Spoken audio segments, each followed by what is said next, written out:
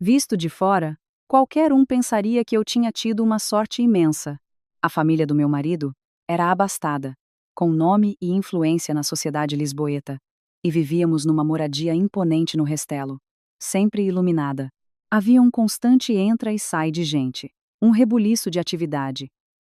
Mas só quem vivia lá dentro compreendia que, por trás daquela fachada luxuosa, pairava uma atmosfera sufocante, de cortar a respiração. E no centro daquela casa, a pessoa que mais me comovia, e que também me deixou o maior peso na consciência até hoje, era a minha sogra, Beatriz. A minha sogra era o tipo de mulher que as gerações mais velhas em Portugal conhecem bem. Uma vida inteira de resignação e sacrifício, dedicada de corpo e alma a zelar pelo marido e pelo filho. Falava baixo, movia-se com uma delicadeza quase silenciosa, e raramente levantava a voz a alguém. Em todos os meus anos como sua nora, nunca a vi envolver-se numa discussão ou tentar impor a sua vontade. Mesmo quando o meu sogro, Arthur, a tratava com frieza, impaciência e até com um desprezo mal disfarçado, ela limitava-se a oferecer um sorriso triste e a desviar o olhar. Lembro-me de jantares em que observava a minha sogra. Em silêncio, a colocar-lhe no prato o melhor pedaço do robalo. Ele, por sua vez, resmungava um sim indiferente. O meu coração apertava-se de compaixão e angústia. Para mim, ela nunca me tratou como uma simples nora. Costumava afagar-me o cabelo e dizer: Catarina, o mais difícil na vida de casada é manter a paz de espírito. Vive a tua vida com retidão, que o céu não te desamparará. Na altura, eu achava-a demasiado submissa. Mal sabia eu que, um dia, aquela mulher tão dócil seria tratada com uma crueldade que ninguém acreditaria ser possível. Aconteceu numa tarde sombria. Lembro-me perfeitamente de que não chovia, mas as nuvens cinzentas pairavam tão baixo sobre o telhado que nos deixavam a todos inquietos e desconfortáveis. Eu estava no meu escritório quando o telefone tocou. Do outro lado da linha, uma voz feminina, muito apressada, do hospital. Perguntou-me se eu era familiar de Beatriz Vasconcelos. Assim que respondi que sim, a mulher baixou o tom de voz e disse uma frase que me fez largar o telefone, sentindo um frio gélido a percorrer-me da cabeça aos pés. A familiar tem de vir cá imediatamente, por favor. A senhora Beatriz sofreu um AVC em casa. Foi transportada para o hospital, mas não sobreviveu. Não me lembro de como me levantei, nem de como deixei cair o copo que estava na secretária. Lembro-me apenas de sentir os ouvidos a zumbir e tudo a ficar escuro à minha volta. Segundos depois, com as mãos a tremer, marquei o número do meu marido, Guilherme. Guilherme chegou à casa quase ao mesmo tempo que eu descia as escadas a correr. Viu o meu rosto pálido e perguntou, assustado: O que se passa, meu amor? Eu não conseguia formar uma frase completa, apenas desatei a chorar. A mãe morreu, Gui. Ao ouvir aquilo, Guilherme ficou paralisado. Aquele homem alto e forte pareceu transformar-se numa sombra. A mão que segurava a chave do carro tremia incontrolavelmente. Fomos diretos para o hospital, com as mentes completamente vazias. Pelo caminho, Guilherme ligou incessantemente ao pai. 1, 2, 3 chamadas. O telefone do outro lado demorou uma eternidade a ser atendido. Eu imaginei que, ao saber da morte da esposa, ele ficaria no mínimo em choque, que quereria saber todos os pormenores. Mas não.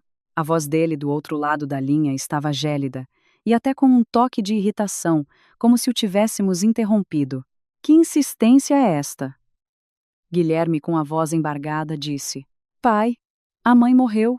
Onde é que estás? Tens de vir já para o hospital. Sustive a respiração, à espera de uma reação, mesmo que fosse apenas um suspiro mais forte. Mas a resposta foi uma frase que até hoje me arrepia quando a recordo. Tratem vocês do funeral. Tenho assuntos a tratar. Pensei que tinha ouvido mal. Guilherme também ficou perplexo, de olhos arregalados a olhar para o ecrã do telemóvel. Gaguejou. O que é que disseste, pai? A mãe morreu, mas a chamada já tinha sido desligada, deixando apenas o som monótono e longo do sinal de linha ocupada, frio como agulhas a espetarem-se nos meus ouvidos. Virei-me para o meu marido. O seu rosto estava branco como cera, os lábios cerrados, o maxilar tenso. Eu sabia que ele estava furioso. Muito furioso. Mas também sabia que essa raiva, desde a infância, nunca fora suficiente para vencer o medo que sentia do pai. Arthur nunca precisou de gritar ou de bater. Bastava um olhar, uma ordem ríspida, e Guilherme calava-se como uma criança apanhada em falta. A sombra daquele pai pairou sobre o meu marido durante tantos anos que, mesmo no momento mais doloroso da sua vida, ele apenas conseguiu apertar o volante com força, sem dizer mais uma palavra.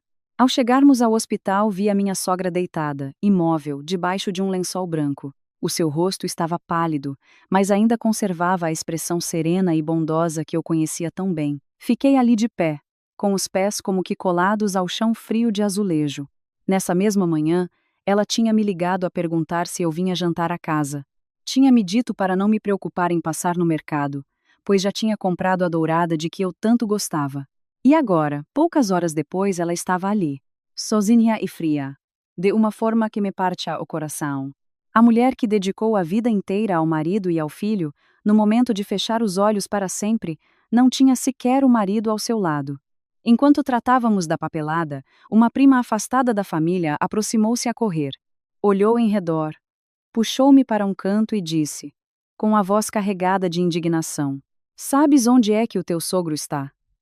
Acabaram de o ver no Algarve, a passear com uma rapariga muito mais nova, parece que se chama Vanessa." O meu coração falhou uma batida. Afinal, os assuntos a tratar dele era divertir-se com a amante. Enquanto a sua mulher jazia fria na morgue, olhei para Guilherme e vi-o de cabeça baixa, as mãos tão cerradas que os nós dos dedos estavam brancos. Talvez, no seu coração naquele momento, o que se partia não era apenas a dor de perder a mãe, mas também o último resquício de fé que lhe restava no seu próprio pai. Naquela noite, o corpo da minha sogra foi levado para a agência funerária.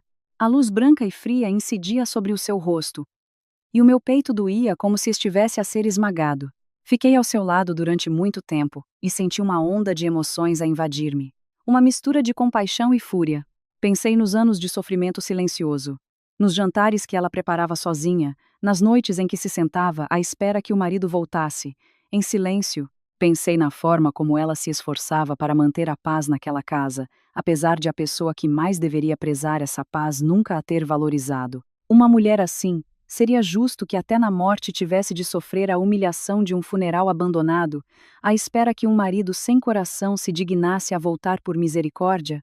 Naquele instante, virei-me para o meu marido e disse, com a voz rouca mas firme: "Gui, não vamos esperar mais pelo pai. A mãe não pode ficar aqui, neste frio, desta maneira. Eu trato do velório da mãe." Guilherme olhou para mim durante um longo momento, os olhos vermelhos, e depois acenou lentamente com a cabeça. E eu, enquanto passava a mão suavemente sobre o lençol que cobria o corpo da minha sogra, já sentia uma pergunta a formar-se na minha mente. Uma pergunta que me assustava a mim mesma. Como é que pode existir no mundo um marido tão cruel, ao ponto de abandonar o funeral da sua própria mulher? E eu não fazia a mínima ideia de que essa mesma pergunta iria desvendar uma série de verdades mais aterradoras do que tudo o que eu alguma vez poderia ter imaginado. Na manhã seguinte, eu e o meu marido levamos o corpo da minha sogra para casa para o velório. A casa, normalmente espaçosa e luminosa, sempre impecável e arrumada graças às suas mãos, parecia agora fria e desoladora. Os cortinados de veludo creme da sala de estar foram corridos. Os móveis de madeira polida foram encostados às paredes para dar espaço a um altar improvisado. A fotografia escolhida para a memória da minha sogra era um retrato tirado há menos de um ano. Na foto, ela usava um vestido de seda lilás, o cabelo apanhado num coque elegante, e os lábios esboçavam um sorriso muito subtil. Um sorriso tão terno que eu não conseguia olhá-lo por muito tempo. Tinha a sensação de que, se o fizesse por mais um instante, a minha garganta se fecharia e eu desataria a chorar. As pessoas começaram a chegar desde cedo. Familiares, vizinhos do bairro, até parceiros de negócios que conheciam a família do meu marido, vieram apresentar as suas condolências. Todos os que entravam baixavam o tom de voz, mas o ambiente de cochichos era impossível de disfarçar. Olhavam em redor, viam o altar, a fotografia, viam-me a mim e ao Guilherme a tratar de tudo, e depois os seus olhares convergiam para o mesmo ponto de ausência. Onde estava o dono da casa? Onde estava o marido da falecida? Um homem com o nome e a posição de Arthur Vasconcelos deveria, naquele momento, estar à frente do altar, a receber as condolências, a agradecer a cada um, mas, do princípio ao fim, não havia sinal dele. Eu estava a distribuir lenços aos familiares quando ouvi duas tias a murmurarem perto da porta. Uma disse, muito baixo, mas o suficiente para eu ouvir. Dizem que ele está de férias com a amante. Recusa-se a voltar. A outra suspirou. Meu Deus! A mulher morre. E ele comporta-se assim? Não há palavras. Ouvi aquilo e senti um arrepio na espinha. Uma coisa era o que eu tinha ouvido no hospital na noite anterior, mas outra, bem diferente, era ouvir aquilo a ser comentado em pleno velório. A humilhação e a dor eram insuportáveis. A minha sogra passou a vida a proteger a reputação do marido. Aguentou, calou-se, esforçou-se sempre para que, aos olhos dos outros, a família parecesse unida e respeitável. E agora, no seu leito de morte, era precisamente o homem cuja imagem ela tanto protegeu que, sem pudor, expunha toda a vergonha perante o mundo. Olhei para a fotografia da minha mãe, o coração a doer como se estivesse a ser espetado. Na noite anterior, quando lhe preparavam o corpo, reparei que havia uma expressão de profunda tristeza nos seus lábios. A minha mãe partiu sozinha. E o seu velório também não contava com a presença do seu marido. Quanto mais pensava, mais difícil era engolir o nó que tinha na garganta. Durante toda a manhã, Guilherme ligou ao pai vezes sem conta. Ora ia para a varanda, ora para o fundo das escadas. Por vezes a sua voz tornava-se rouca de desespero. Mas, em resposta ao sofrimento do filho, Arthur mantinha-se frio como gelo. Perto do meio-dia, ele finalmente atendeu. Eu estava a uma curta distância e não ouvi o início da conversa. Apenas vi o rosto do meu marido a mudar de cor a cada segundo. Depois, ouvi com os meus próprios ouvidos a voz dele, vinda do altifalante do telemóvel, indiferente, desprovida de emoção, cruel. Quem morreu, morreu. De que serve voltar? Não vai ressuscitá-la. Fiquei hirta. Lá fora, no pátio, o som das conversas, dos carros a estacionar, o choro contido de algumas primas, tudo pareceu desvanecer-se. Apenas aquela frase ecoava nos meus ouvidos, gélida e assustadora. Eu já tinha visto pessoas perderem o afeto e o respeito, mas nunca imaginei que alguém pudesse dizer algo tão cortante sobre a sua própria mulher recém-falecida. Guilherme apertou o telemóvel com força, as veias do pescoço a saltarem, mas no final, apenas engoliu em seco, incapaz de dizer mais nada. A chamada foi desligada rapidamente do outro lado, como se a morte da sua mulher fosse apenas um assunto trivial, que acabara de ser comunicado. Olhei para o meu marido com pena, mas também com um sentimento de amargura. Tantos anos a viver à sombra do pai, e mesmo na dor mais profunda, não conseguia sequer gritar-lhe uma única vez o que sentia. Ao início da tarde, um tio mais velho da família, irmão de Arthur, entrou, apoiado numa bengala, para prestar a sua homenagem. Ficou em silêncio diante do altar durante um longo tempo antes de se virar, a voz a tremer de raiva. Aquele Arthur é um ingrato, um homem sem coração. A Beatriz esteve com ele décadas, e quando fecha os olhos, ele nem sequer tem a decência de vir despedir-se. A sala ficou em silêncio absoluto.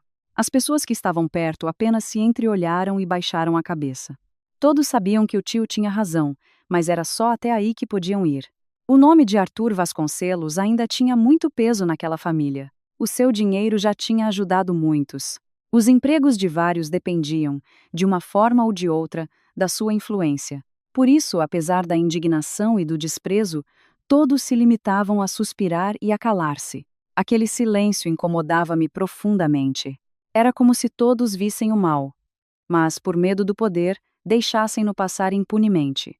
À tarde, quando as coisas acalmaram um pouco, subi ao quarto da minha sogra para ir buscar mais alguns itens para o altar. O quarto dela estava arrumado como sempre. Na sua mesa de cabeceira ainda estavam o seu pente de madeira, o frasco de vitaminas e os óculos de leitura que ela usava para ver os seus livros de contas. Foi então que reparei em algo estranho. A pequena gaveta do lado direito, onde ela guardava os seus documentos pessoais, estava entreaberta. Lembro-me perfeitamente de que a minha sogra era uma pessoa meticulosa. Guardava sempre tudo no seu devido lugar. Aproximei-me e abri a gaveta por completo. Lá dentro, era evidente que alguém tinha mexido. Várias pastas de arquivo estavam desarrumadas. Um saco de sílica gel estava caído de lado, e o mais alarmante, o espaço onde ela costumava guardar os seus relatórios médicos e as escrituras das propriedades estava vazio. Fiquei paralisada por alguns segundos, o coração a bater descompassado. Podia ter sido um familiar a tirar os documentos quando a levaram para as urgências, ou talvez eu estivesse a imaginar coisas. Mas por alguma razão, uma sensação de inquietação muito estranha apoderou-se de mim. Comecei a remexer nos papéis que restavam, e quanto mais procurava, mais sentia a falta de coisas. Não era apenas uma folha, mas vários documentos importantes que tinham desaparecido. No meio daquele velório frio, da ausência tão anormal do meu sogro, da sua resposta cruel ao telefone, aquele espaço vazio na gaveta fez a minha cabeça zumbir. Fechei a gaveta e fiquei imóvel no meio do quarto da minha sogra, com o coração pesado. Uma premonição muito má instalou-se no meu peito, lenta mas clara. Não me atrevia a verbalizar, mas, a partir daquele momento, comecei a sentir que a morte da minha sogra talvez não tivesse sido tão simples como um AVC inesperado. Fiquei no quarto da minha sogra durante muito tempo, a mão ainda pousada na gaveta, a mente num turbilhão. No andar de baixo, o som das orações, das pessoas a entrar e a sair, o arrastar das cadeiras, continuava a ecoar. Recordava-me que o velório prosseguia, que a minha sogra jazia no primeiro andar, envolta no fumo frio do incenso. Mas ali, no meio daquele quarto familiar, entre o cheiro suave à alfazema e o aroma à roupa limpa que ainda pairava no ar, sentia uma outra inquietação a crescer no meu peito. Já não era apenas a dor de uma nora que acabara de perder a sogra. Era como um espinho que se cravava, a doer a cada instante, forçando-me a recordar os estranhos acontecimentos das últimas semanas. Lembro-me de que, há cerca de 15 dias, numa tarde em que não estava ninguém em casa, a minha sogra me chamou ao seu quarto. Naquele dia, ela estava sentada na beira da cama, com uma série de papéis na mão, mas sem os abrir. O seu rosto revelava uma mistura de cansaço e ansiedade. Quando entrei, ela levantou-se e fechou a porta, deixando-a apenas entreaberta, como se temesse que alguém a ouvisse. Foi uma das raras vezes que a vi tomar tal precaução. Sentou-se e, após um momento de silêncio, disse em voz baixa: Catarina, o teu sogro tem insistido para eu assinar uns papéis. Na altura pensei que fossem apenas documentos de negócios, e perguntei: que papéis, mãe? Ela abanou a cabeça, a mão a apertar a borda dos documentos. Não sei bem, mas há escrituras, documentos do notário, coisas relacionadas com os bens da família. Ele insiste para eu assinar. Diz que não preciso de ler, que é só para despachar. Naquele momento fiquei surpreendida, mas ainda não imaginei o pior.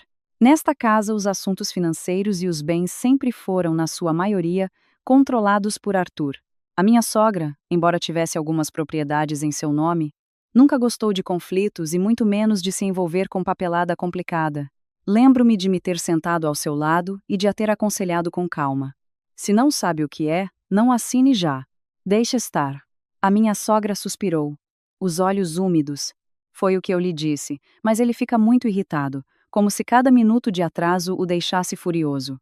Naquele dia, pensei que fosse apenas uma discussão de casal por causa de bens, que os assuntos de família podiam ser complicados, mas que tudo se resolveria.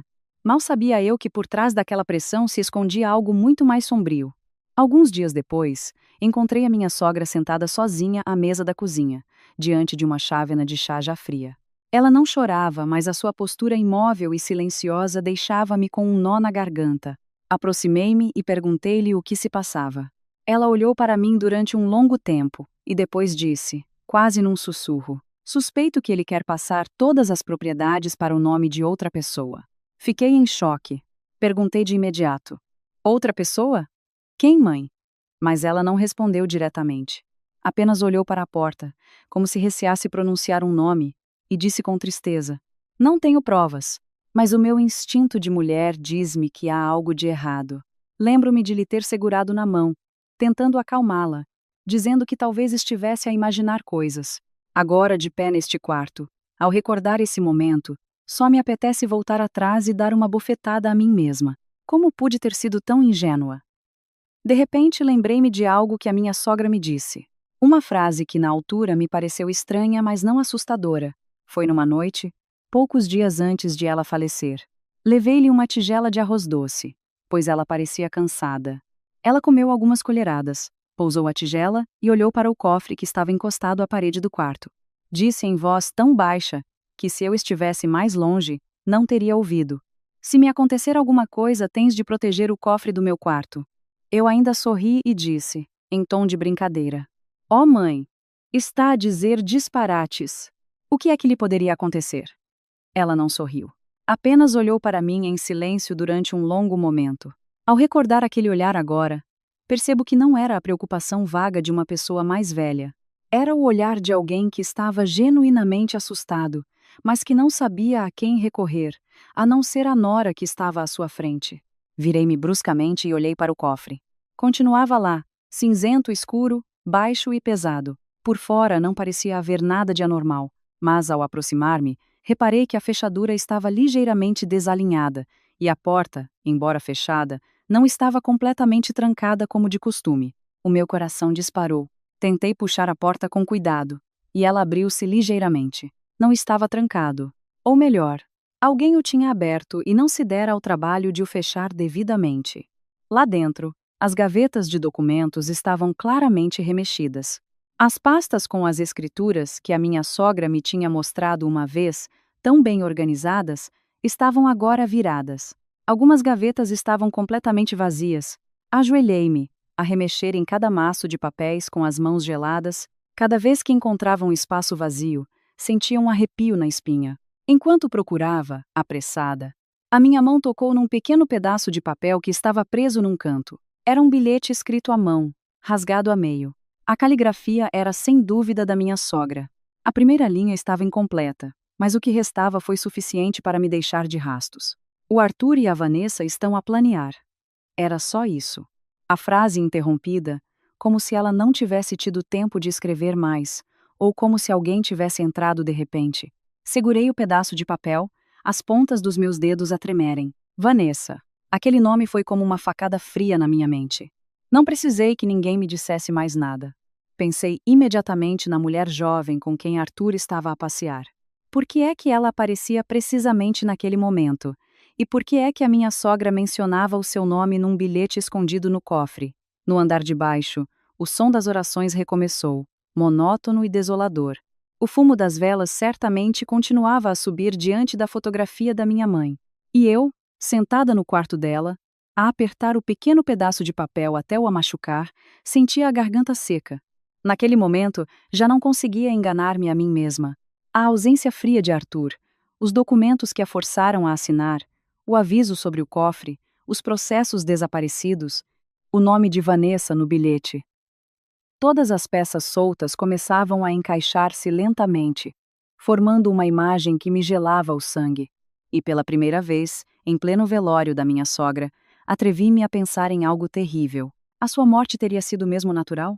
Na manhã do funeral, o céu estava cinzento desde cedo. Não havia chuva forte, mas um vento frio soprava pelo pátio da frente, fazendo as fitas de tecido branco, penduradas ao longo do caminho, esvoaçar suavemente, o que tornava tudo ainda mais pesado. Assim que acordei, juntei-me a alguns familiares para tratar dos últimos preparativos. Velas, flores, o carro funerário, os lenços de luto, água para os convidados. Tudo me absorveu de tal forma que, por momentos, a minha mente parecia anestesiada, sem sentir nada. Mas bastava passar pelo caixão da minha sogra, ver a sua fotografia no altar, para o meu peito se apertar de dor. Ela continuava ali, serena e bondosa, como sempre fora em vida. Só que desta vez o seu silêncio era eterno. Eu pensava que, por mais insensível e cruel que fosse, no dia do enterro da sua mulher, Arthur teria de aparecer. Nem que fosse por um instante, para se curvar perante o caixão dela, como um marido deveria fazer. Talvez assim eu ainda conseguisse ver nele um resquício de humanidade. Mas não. Desde manhã até perto do meio-dia, o telemóvel de Guilherme permaneceu em silêncio. Nenhuma chamada, nenhuma mensagem. Só quando o cortejo fúnebre estava prestes a sair para o cemitério é que o telemóvel do meu marido vibrou. Era uma mensagem. Guilherme abriu-a, e ao ler as duas linhas, o seu rosto ficou como pedra. Passou-me o telemóvel. No ecrã, apenas uma frase curta e gélida. Quando o enterro terminar, avisem-me. Nenhuma palavra de carinho, nenhuma referência à tua mãe, nenhuma instrução, nenhuma frase de circunstância. Apenas aquilo, uma frase seca, como se estivesse a falar de uma encomenda que precisava de ser despachada, e não da mulher com quem viveu quase 30 anos. Olhei para aquela mensagem e senti a pele a arrepiar-se. Ao meu lado, Guilherme apertava o telemóvel com tanta força que os nós dos dedos estavam brancos. Ele não chorou. Desde a morte da mãe, o meu marido quase não chorou mais. Mas era precisamente aquele silêncio estranho que me assustava. Os seus olhos estavam vermelhos e fundos, os lábios cerrados com tanta força que o maxilar se destacava.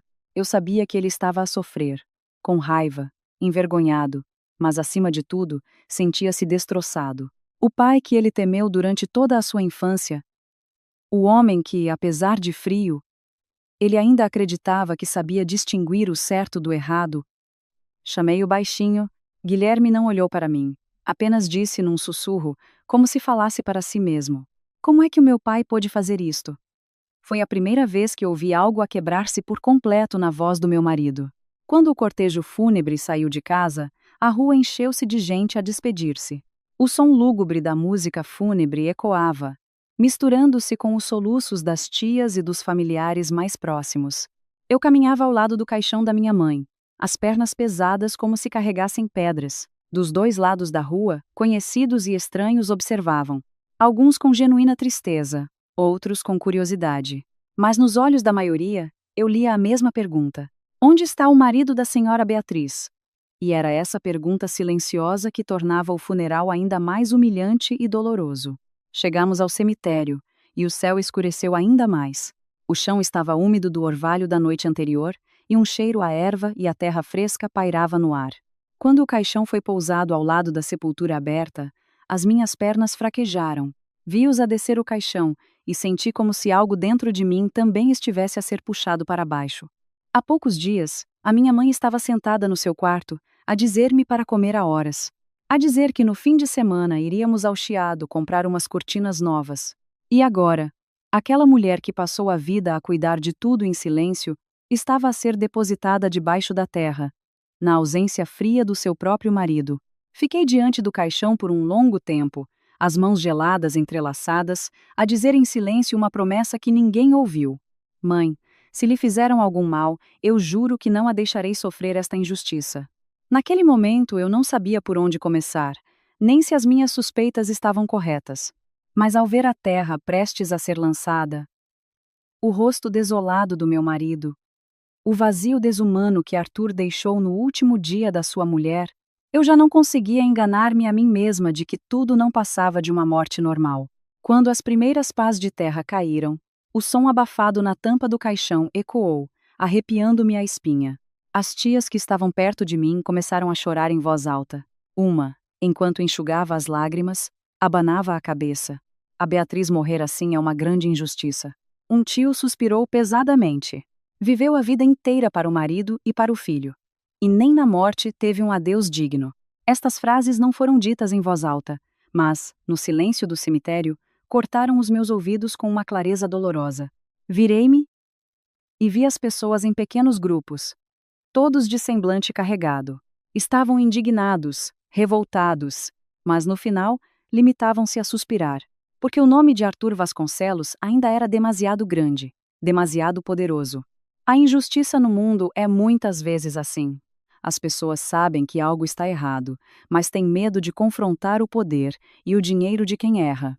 No momento em que todos começavam a dispersar, depois de a sepultura estar fechada, uma vizinha do antigo bairro onde os meus sogros viveram aproximou-se de mim. Era uma vizinha de longa data, com quem não tínhamos muito contato, mas que conhecia a família. Puxou-me suavemente pelo braço para um canto, olhou em redor e baixou a voz. Há uma coisa que me tem deixado a pensar. Mas ao ver a senhora Beatriz partir assim, não ficaria de consciência tranquila se não lhe dissesse. O meu coração disparou. Olhei para ela tentando manter a calma. Diga, por favor. Ela aproximou-se ainda mais, a voz num sussurro. Na véspera de ela falecer, ouvi o senhor Arthur a discutir com ela aos gritos. A casa estava fechada, mas os berros ouviam-se na rua. Fiquei paralisada. Ela engoliu em seco e continuou. Não ouvi tudo, mas houve uma frase que me ficou na memória. A senhora Beatriz gritou: Não penses que me vais roubar tudo o que é meu. Ao ouvir aquilo, senti o chão a fugir-me dos pés. Aquela frase encaixava perfeitamente com todas as minhas suspeitas. Os documentos forçados a assinar, o cofre remexido, os processos desaparecidos, o bilhete inacabado a mencionar Arthur e Vanessa. E agora, a confirmação de uma vizinha de que, antes de morrer, a minha sogra teve uma discussão violenta com o marido por causa de bens. Olhei para a sepultura recém-fechada, ainda úmida. Senti um frio a percorrer-me por dentro. Naquele momento, eu já não tinha quase dúvidas. A morte da minha sogra, no mínimo, não tinha sido tão simples como parecia. Mas ali, no cemitério ao fim da tarde, tudo parecia ter chegado ao fim. A sepultura estava fechada. A falecida repousava debaixo da terra. Os familiares iam-se embora, um a um. E Arthur continuava desaparecido, como se nunca tivesse tido uma mulher na sua vida. Aparentemente, tudo tinha terminado. Só eu sabia que no instante em que olhei para a última pá de terra a cobrir o caixão, uma outra porta se abriu dentro de mim. Uma porta que me levaria a uma verdade que eu tanto temia como não podia ignorar. E mal sabia eu que, poucas horas depois, nessa mesma noite, essa verdade viria ao meu encontro da forma mais aterradora possível. Na noite seguinte ao funeral, a grande casa mergulhou num silêncio pesado, quase insuportável. Depois de um dia a acompanhar o cortejo fúnebre, a receber condolências, a curvar-se, a ouvir lamentos e a tentar conter as próprias lágrimas, todos estavam exaustos. Alguns familiares próximos ficaram a dormir nos quartos de hóspedes. O meu marido adormeceu no sofá da sala, sem que eu desse por isso. Quanto a mim, depois de trocar a roupa escura, impregnada com o cheiro a incenso e a cera, recolhi-me silenciosamente no nosso quarto. Pensei que estaria tão cansada que adormeceria assim que a cabeça tocasse na almofada. Mas não. Cada vez que fechava os olhos, via o rosto sereno da minha sogra na fotografia do altar. E ouvia, como um eco, a frase fria de Arthur: "Quando o enterro terminar, avisem-me. Há dores que não nos fazem gritar, mas que nos corroem por dentro, como uma faca cega a cortar repetidamente a mesma ferida." Estava deitada de lado, a olhar para a escuridão. Lá fora, o vento agitava as folhas das árvores, produzindo um som sibilante. Ao longe, um cão ladrou e depois calou-se. Tudo na casa estava estranhamente silencioso. Aquele silêncio que se segue a um funeral, quando as lágrimas do dia secam, mas os fantasmas da noite se tornam ainda mais presentes. Não sei quando adormeci. Apenas sei que, quando o telemóvel na minha mesinha de cabeceira começou a vibrar insistentemente, acordei de um sobressalto, o coração a bater descontroladamente no peito. Estendi a mão e agarrei no telemóvel. Ainda meio a dormir. O ecrã iluminou o quarto escuro, a sua luz azulada a projetar-se no meu rosto de uma forma gélida. O relógio marcava exatamente 2 da manhã. A essa hora, as pessoas só ligam umas às outras por maus motivos. 1000 pensamentos me passaram pela cabeça. Teria acontecido alguma coisa a Arthur? Algum familiar teria tido uma má notícia? Mas não. Não era uma chamada, mas sim uma mensagem de um número desconhecido. Sem nome, não gravado na minha lista de contactos. Apenas uma sequência de números no ecrã. Abri a mensagem, e no momento em que li a primeira linha, foi como se me tivessem atirado para um poço de gelo. A mensagem era curta. Catarina. A mãe não morreu. Vem rápido ao cemitério. Sentei-me na cama, de costas direitas, as mãos a tremer tanto que quase deixei cair o telemóvel. Nos primeiros segundos, pensei que ainda estava a sonhar. Ou pior, que alguém estava a fazer uma piada de muito mau gosto. Esfreguei os olhos com força e olhei novamente. As palavras continuavam lá, sem qualquer alteração. Catarina. A mãe não morreu. Vem rápido ao cemitério. A minha garganta estava seca, e um suor frio escorria-me pela nuca, apesar de a noite estar fria. Olhei fixamente para o ecrã. A cabeça a zumbir, como se tivesse centenas de abelhas a voar ao mesmo tempo. A mãe não morreu. O que é que isso significava? Eu própria a tinha visto no caixão. Eu própria caminhei ao lado do seu cortejo fúnebre. Eu própria estive no cemitério a ver os coveiros a deitarem pás de terra sobre a sua sepultura. Então, o que era aquilo? Quem enviou a mensagem? Por que é que me chamou pelo meu nome? E, mais importante, por que é que, às 2 da manhã, um número desconhecido me enviava uma mensagem que ia diretamente ao encontro do medo que crescia em mim há vários dias? Ainda não tinha recuperado do choque quando o telemóvel vibrou novamente.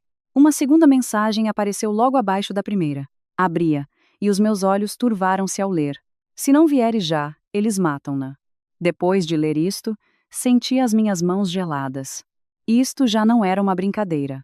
As palavras eram urgentes, quase desconexas, como se tivessem sido escritas por alguém em pânico. Olhei para o remetente. E foi então que um pormenor me arrepiou da cabeça aos pés. No ecrã, ao lado do número desconhecido, o meu telemóvel sugeria automaticamente um nome de contacto. Beatriz.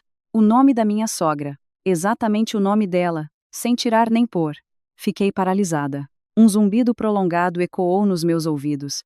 A minha mente ficou em branco por um instante. E logo a seguir, foi invadida por um pensamento tão aterrador que tive de tapar a boca para não gritar.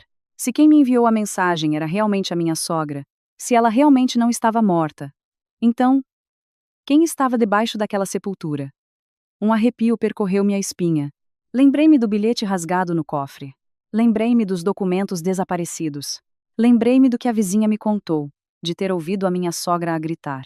Não penses que me vais roubar tudo o que é meu. Lembrei-me da atitude indiferente e desumana de Arthur desde a morte da sua mulher até ao funeral. Todas aquelas peças soltas pareceram encaixar-se naquele preciso momento, formando uma verdade ao mesmo tempo vaga e tão horrenda que me cortou a respiração. Não me atrevia a pensar mais. Quanto mais pensava, mais sentia o corpo a fraquejar. Mas ao mesmo tempo, uma sensação de pânico avassalador apoderou-se de mim. Se aquilo fosse verdade, mesmo que só em parte, cada minuto, cada segundo, poderia custar uma vida.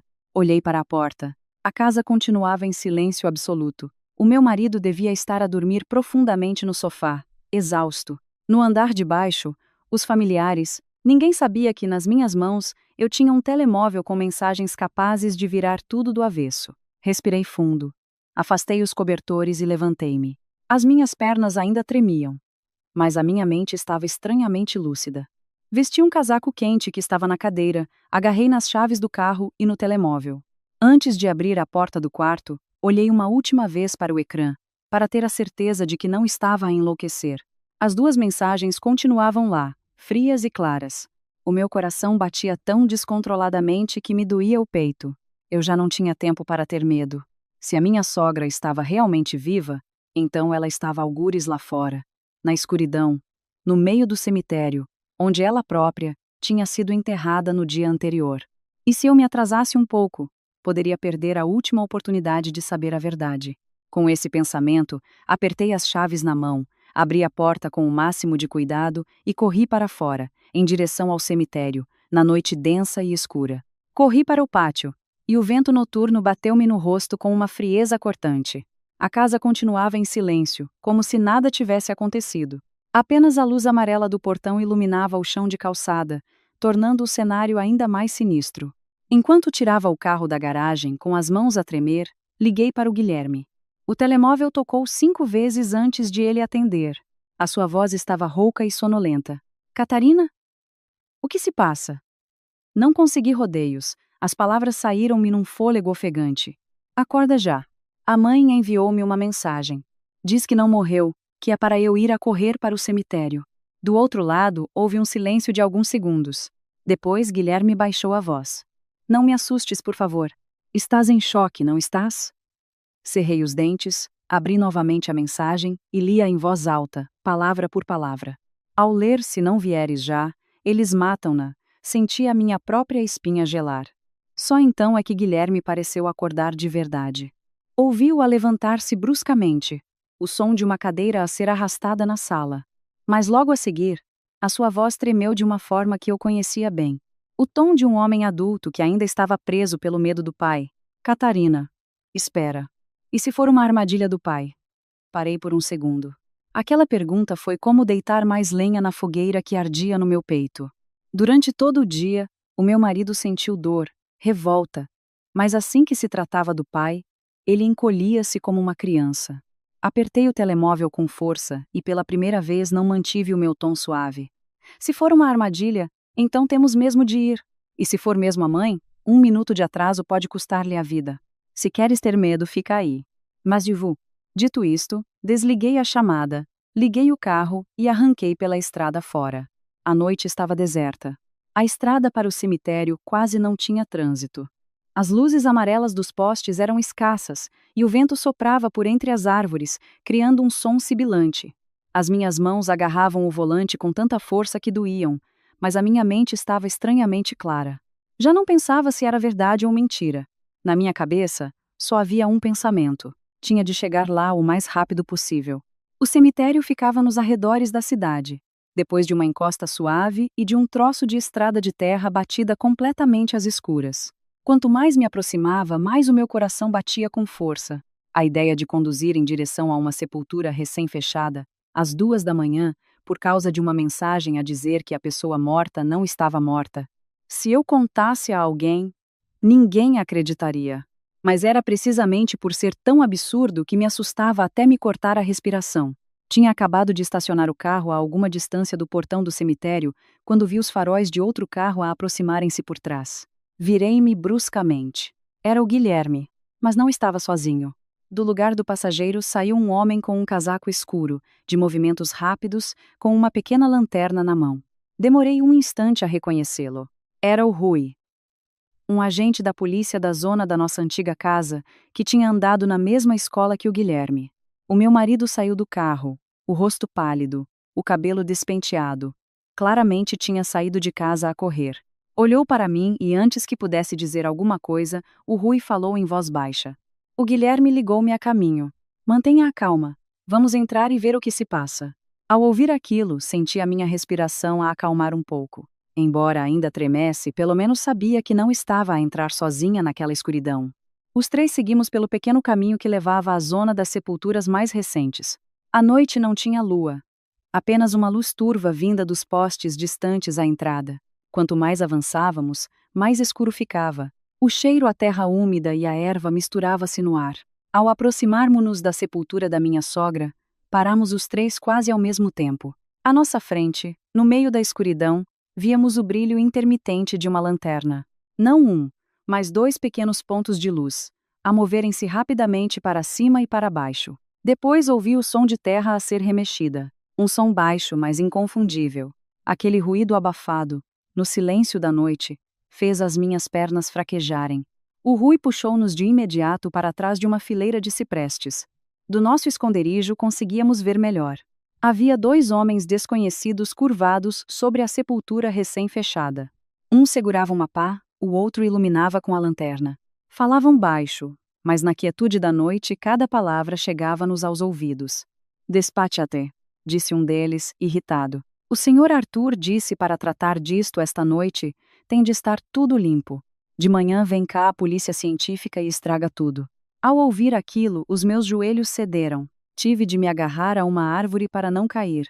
Ao meu lado, Guilherme respirava com dificuldade, o rosto sem uma pinga de sangue. Eu sabia que naquele momento, pela primeira vez, o meu marido estava a ser forçado a encarar a possibilidade mais terrível. O seu pai não era apenas um homem sem coração, mas estava realmente envolvido em algo ilegal. O Rui pegou no telemóvel, marcou um número rapidamente e depois sussurrou: "Não nos podemos mostrar ainda. Temos de os apanhar em flagrante ou seguir o rastro até ao mandante. Senão, eles negam tudo."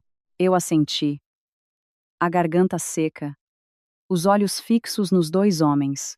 Mas, nesse preciso momento, ouvi um barulho vindo de trás do barracão de ferramentas do cemitério. Viramo-nos os 3 bruscamente. Na penumbra, uma figura rastejava para fora de trás do muro. A sua roupa branca estava coberta de terra. O cabelo despenteado cobria-lhe metade do rosto. A pessoa apoiou as mãos no chão, a mover-se com dificuldade, centímetro a centímetro. Depois, ergueu a cabeça, a voz fraca e entrecortada, mas eu ouvia com uma clareza que fez o meu coração parar. "Catarina! Guilherme! Ajudem a mãe!" Fiquei paralisada. O mundo à minha volta pareceu congelar. Sob a luz vacilante da lanterna do Rui, o rosto pálido revelou-se. Era a minha sogra. Era a Beatriz. Os seus pulsos estavam marcados por hematomas roxos. Os lábios brancos. A respiração tão fraca que parecia que ia parar a qualquer momento. Corri na sua direção, um grito sufocado na garganta. Guilherme ficou imóvel, como se estivesse pregado ao chão. À nossa frente, a pessoa que tinha sido enterrada no dia anterior não estava debaixo da terra. A verdadeira pessoa estava viva. E o mais aterrador não era apenas o facto de a minha sogra não estar morta, mas sim que alguém a tinha fechado no barracão de ferramentas do cemitério, à espera de a eliminar para apagar todos os vestígios. O som da sirene da ambulância rasgou o silêncio da noite no cemitério. Quase ao mesmo tempo, do portão, entraram mais 2 motas da polícia, reforços chamados pelo Rui. Os 2 homens que estavam a cavar a sepultura, ao ouvirem o barulho, assustaram-se e tentaram fugir, mas foram rapidamente imobilizados antes de conseguirem passar pelos ciprestes. Um deles ainda se debateu e praguejou. Mas, quando lhe torceram os braços para trás, o seu rosto ficou pálido. Naquele momento, eu não tinha cabeça para mais nada. Eu e o Guilherme ajoelhámo-nos ao lado da minha sogra. O seu corpo estava gelado, as mãos roxas, a respiração fraca e intermitente como um fio fino prestes a quebrar-se. Abracei-lhe os ombros e chamei, a tremer. Mãe, mãe, olhe para mim. Ela entreabriu os olhos, os lábios moveram-se, mas não conseguiu emitir som. Guilherme, que tinha ficado paralisado por uns segundos, pareceu despertar. Correu para amparar as pernas da mãe, a voz completamente alterada. Rápido, levem-na para o hospital. Quando os paramédicos a colocaram na maca, vi com mais clareza as marcas vermelhas e roxas nos seus pulsos e tornozelos. Tinha lama no cabelo, na bainha do vestido e um rasgão nas costas, como se tivesse sido arrastada por um chão de cimento áspero. Só de olhar, conseguia imaginar o esforço que ela fizera para se libertar. Entrei na ambulância com o Guilherme. Sentámo-nos um de cada lado, a segurar com força as mãos dela. Naquele espaço apertado, a luz branca incidia sobre o seu rosto pálido e cinzento, o que me partia o coração. O monitor cardíaco emitia bips intermitentes, e eu sentia o meu próprio coração em suspenso. Depois de um longo tempo, ela abriu os olhos, a respirar com dificuldade, e olhou para mim. Inclinei-me sobre ela, as lágrimas a escorrerem-me pelo rosto sem que eu desse por isso. Não tenha medo, mãe. Eu e o Gui estamos aqui. Ela piscou os olhos muito devagar, como se reunisse as últimas forças, e disse, com a voz entrecortada: Eu não morri, Catarina. Eu não morri. A caminho do hospital, demorou muito tempo até que a minha sogra conseguisse juntar algumas frases. Contou com a respiração ofegante que naquele dia não tinha sofrido um AVC, como o hospital anunciou. Ela estava no seu quarto quando Arthur entrou com a Vanessa. No início falaram em voz baixa, mas rapidamente mostraram as suas verdadeiras intenções. Ele atirou uma pilha de papéis para cima da mesa, apontou-lhes e ordenou-lhe que assinasse. A minha sogra relatou cada palavra, e eu senti um arrepio da cabeça aos pés. Ele disse: Assina isto. De qualquer forma, já não serves para nada. Deixar-te isto é um desperdício. Ao dizer isto, ela fechou os olhos por um momento, como se estivesse exausta, e depois forçou-se a abri-los novamente. Guilherme, sentado ao lado dela, estava hirto como uma estátua, os olhos vermelhos. Ela olhou para o filho, a respiração a tremer. Eu não assinei. Disse-lhe que, enquanto estivesse viva, ele não me tiraria nada. Ele ficou furioso. Apertei-lhe a mão com força, sem a pressionar, à espera que cada palavra saísse, como se as estivesse a resgatar de um abismo. Ela contou que, depois de se recusar, a Vanessa se aproximou, a voz doce como mel, mas venenosa como uma serpente. A senhora já está velha, para que quer guardar tanto? Quando morrer, não leva nada consigo. Depois, com o pretexto de lhe servir um copo de água, enquanto a minha sogra estava distraída, Arthur agarrou-lhe os ombros, e a Vanessa injetou-lhe algo no braço. Pouco depois, a cabeça dela começou a andar à roda. O corpo ficou mole, o coração a bater mais devagar, a respiração a falhar. Ela ouviu a voz de Arthur algures perto do seu ouvido, distante, mas assustadoramente clara. Assim é melhor. Uma morte natural, limpa, sem complicações. Ao chegar a esta parte, os lábios da minha mãe tremeram, e uma lágrima escorreu-lhe pelo canto do olho.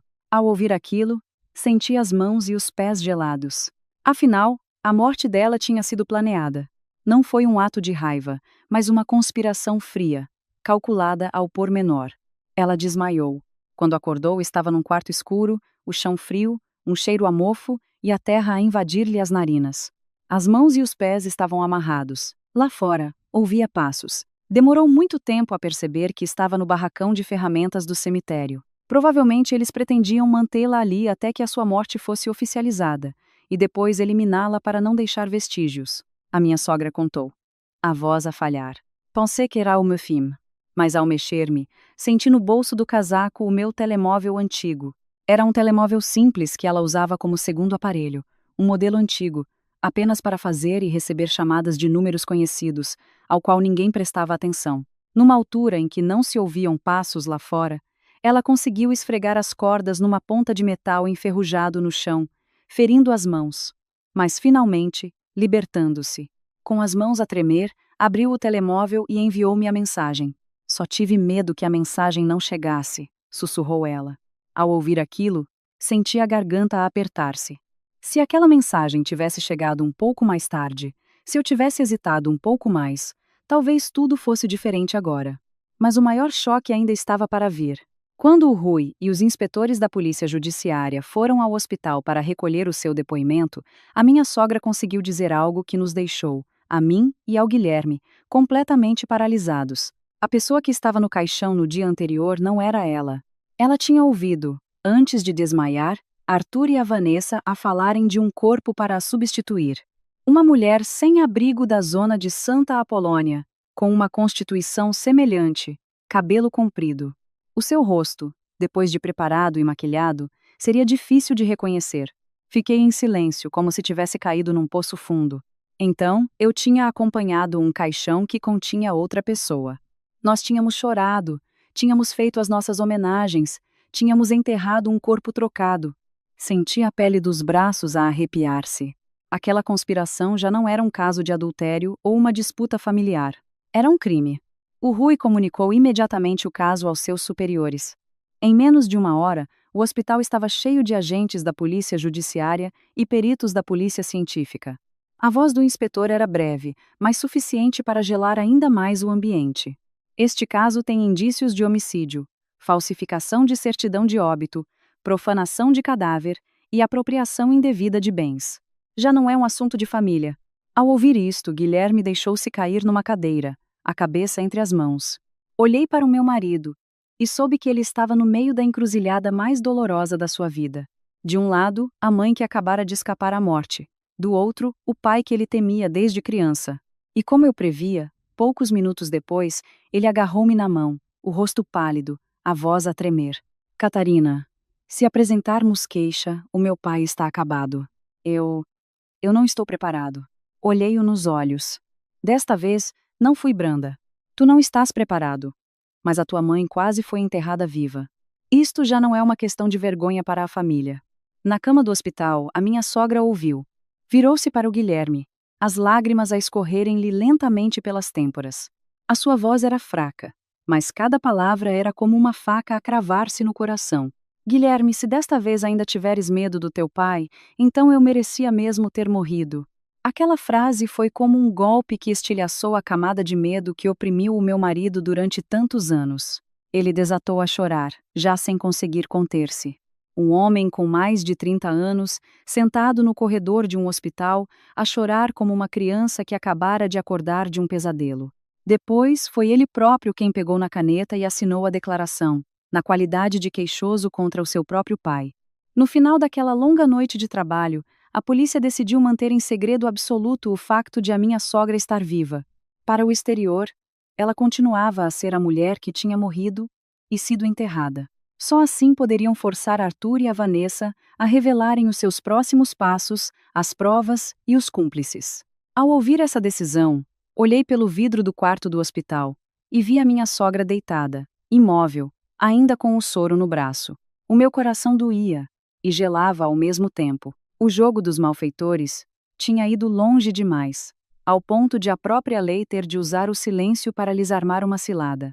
E eu sabia que, a partir daquele momento, esta batalha não tinha retorno. Na manhã seguinte, mal consegui pregar olho. Depois daquela noite de trabalho no hospital, só regressei à casa quando o dia começava a raiar. Troquei a roupa que cheirava a desinfetante e sentei-me em silêncio na cozinha fria.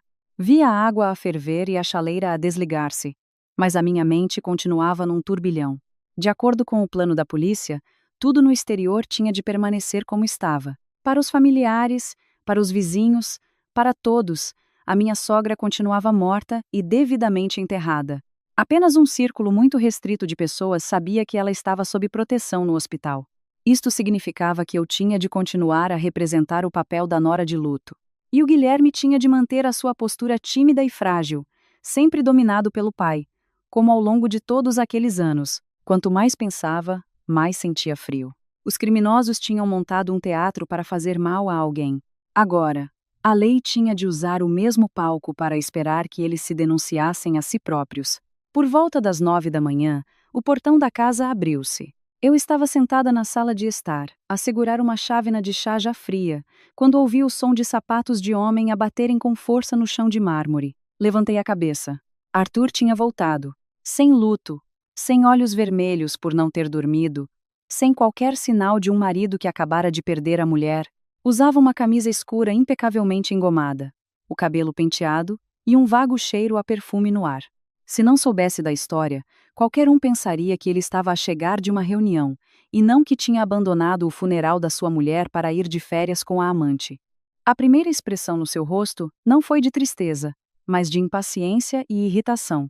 Parou no meio da sala, percorreu o espaço com os olhos, como se estivesse a inspecionar o local, e disse uma frase que me gelou a espinha. A sepultura ficou bem fechada? Não quero a imprensa ou a polícia a fazerem alarido. Assim que ele terminou a frase, a sala pareceu escurecer à minha volta. Um marido normal perguntaria se as velas estavam acesas, se os familiares tinham comparecido, se a sua mulher tinha partido em paz. Mas ele, a única coisa que lhe interessava era se a sepultura estava bem fechada.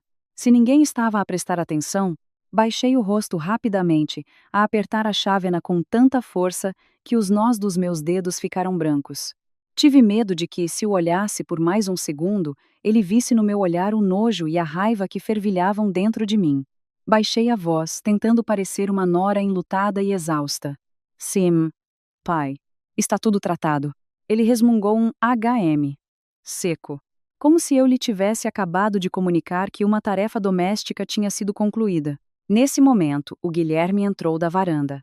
Olhei para o meu marido e vi o seu rosto pálido, os olhos fundos por uma noite sem dormir. Mas o que me deixou ao mesmo tempo com pena e irritada foi ver a sua habitual postura submissa a manifestar-se assim que se viu diante do pai. Mesmo sabendo a verdade, mesmo tendo visto a sua mãe à beira da morte, Guilherme encolheu-se instintivamente. Arthur olhou para o filho de relance e disse, em tom de ordem: "Esta tarde vais à empresa comigo. Há uns papéis da tua mãe que precisam de ser finalizados." A frase foi dita com uma leveza que era como uma faca. A mulher tinha morrido há menos de 2 dias. E a primeira coisa em que ele pensava não era nas homenagens ou no luto, mas sim na papelada dos bens. Na minha cabeça, surgiram de imediato os nomes dos bens. Os 2 apartamentos arrendados, as ações em nome da minha sogra e o terreno comercial numa avenida principal, ao qual ele nunca tivera acesso total. Afinal, tudo o que ele esperava com a morte da sua mulher era poder, finalmente, deitar a mão ao que restava. Guilherme levantou a cabeça por um instante, um vislumbre de horror e raiva nos seus olhos. Pensei que ele não se conseguiria conter e diria alguma coisa, mas aquele brilho nos seus olhos apagou-se. Ele engoliu em seco, a garganta a mover-se com dificuldade, e depois respondeu da mesma forma que o fazia há anos. Sim, pai. Vous ver. Foi precisamente essa hesitação que tranquilizou Arthur. Ele esboçou um sorriso de lado, a voz com um toque de desprezo de quem conhecia demasiado bem o filho. Ver o quê? Eu mando, tu fazes. Um homem nesta casa tem de saber distinguir o que é importante. Baixei a cabeça, a morder o lábio com tanta força que senti o sabor a sangue. Se não fosse pelas instruções da polícia para manter o teatro, talvez naquele momento eu tivesse atirado a chávena de chá à cara dele. À tarde, como planeado, Guilherme foi encontrar-se com o pai na empresa. Antes de sair, um agente da polícia judiciária colocou-lhe discretamente um pequeno dispositivo de escuta, escondido sob a roupa. Eu não pude entrar. Fiquei sentada num carro estacionado a alguma distância do edifício, ao lado de um inspetor. As minhas mãos estavam entrelaçadas com tanta força que sentia os dedos dormentes. Cada minuto que passava parecia uma hora. Imaginei a cena. O Guilherme sentado em frente ao pai que ele temia desde criança. Mas desta vez, não era um filho a ser intimidado, mas uma testemunha sentada diante do homem que quase matou a sua própria mulher. Quase 1 hora depois, Guilherme regressou. Assim que abriu a porta do carro e entrou, o seu rosto estava pálido, o suor a ensopar-lhe as costas da camisa, apesar de não estar calor. Deixou-se cair no banco, as mãos ainda a tremerem, como se tivesse acabado de atravessar uma tempestade. O inspetor ligou imediatamente a gravação.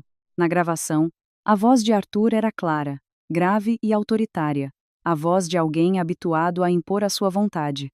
Ele, entre ameaças e promessas, tentou coagir o filho a assinar uma declaração de herança e uma procuração para gerir todos os bens da falecida.